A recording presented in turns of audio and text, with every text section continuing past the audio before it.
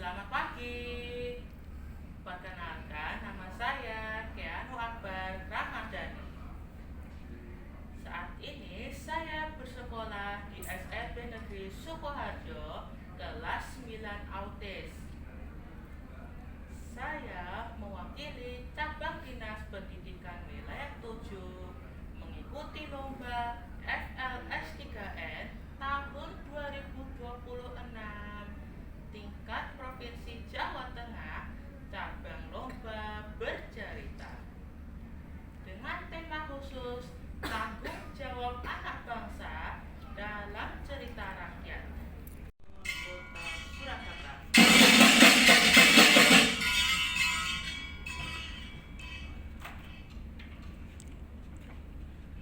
Di masa yang telah lama berlalu, di tanah Jawa yang subur dan dikelilingi sungai-sungai berkilau, hiduplah seorang pemuda bijaksana bernama Ki Ageng Pamanahan. Ia adalah seorang tabib dan petani yang disegani. Beberapa hari, hatinya selalu gelisah mencari tempat yang damai untuk rakyat. Lingkar lingkuring angkara akarana karenan mardi siwi sinau resmi ning kidung sinuko sinuharto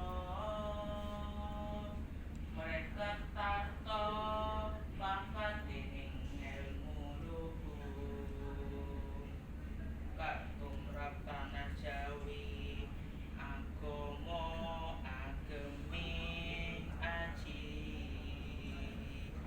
Sepertinya aku harus membawa rakyat-rakyatku ke tempat yang lebih baik dari tempat ini, supaya rakyatku bisa hidup lebih makmur dan sejahtera.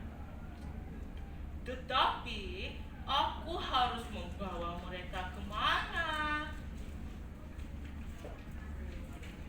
Konon di malam-malam sunyi, di tengah hati yang gundah gulana, ia sering mendengar bisikan angin yang membawanya ke mimpi tentang sebuah kota megah di tepi sungai Bengawan Solo.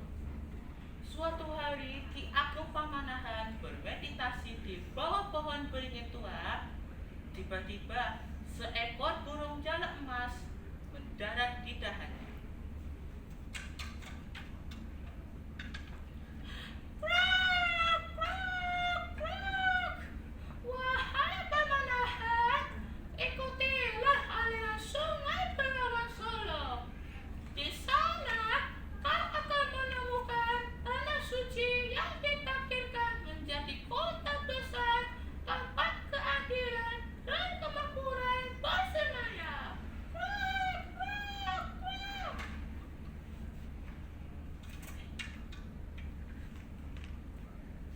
Tanpa ragu, Ki Ageng Pamanahan mengemasi bekal dan mengajak putranya Senopati serta beberapa pengikut setia untuk menjelajahi tepian sungai.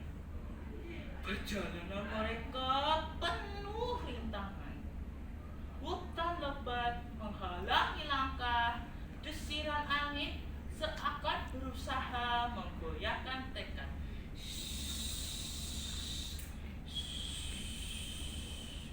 Dan terkadang suara gaib dari makhluk halus itu menggoda mereka untuk berbalik arah. Namun setiap kali keberanian mereka goyah, Pamanahan akan menyatakan kembali tekadnya yang semula.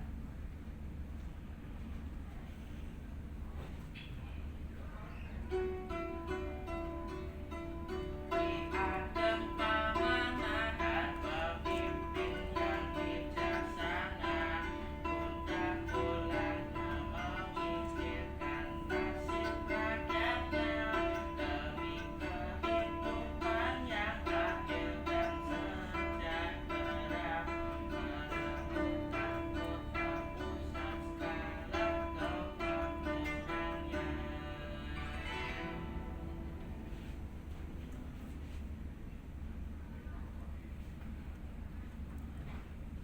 Setelah berhari-hari berjalan, mereka tiba di sebuah padang luas yang dikelilingi perbukitan hijau.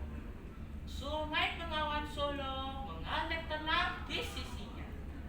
Di tengah padang tumbuh sebatang pohon asam yang menjulang tinggi.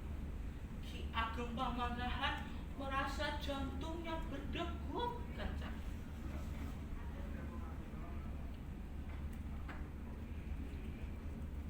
Inilah tempatnya. Di sini kita akan membangun kota yang damai dan sejahtera. Kota mengalir seperti sungai penuh kehidupan. Namun, tanah itu ternyata dijaga oleh seorang roh penunggu hutan bernama Nyai Roro Kidul. Ia muncul dalam wujud wanita anggun, berpakaian hijau, serta rambutnya yang panjang bagaikan ombak lautan. Ketahuilah, tanah ini suci. Jika kau ingin membangun kota di sini, kalian harus berjanji untuk menjaga keseimbangan alam, menghormati sungai, dan hidup dengan keadilan. Seketika Ki Ageng Pamanahan dan Senopati berlutut dan mereka berjanji dengan tulus untuk mematuhi pesan Nyai Roro Kidul. Baiklah, sebagai tanda persetujuan, aku akan memberimu sehelai kain ini dan simpanlah dengan baik.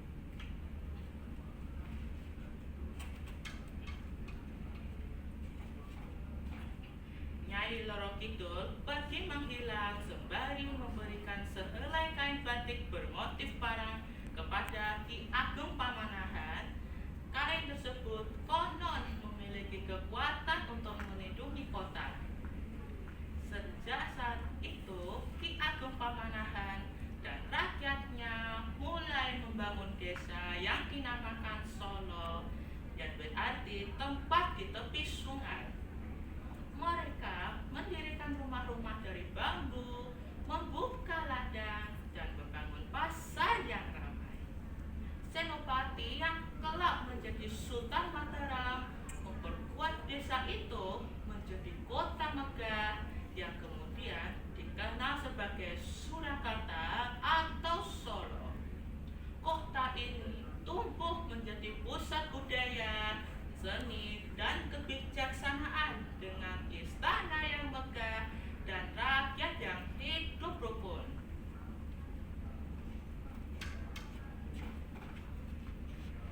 Sekian dan terima kasih. Wassalamualaikum warahmatullahi wabarakatuh. Waalaikumsalam warahmatullahi wabarakatuh.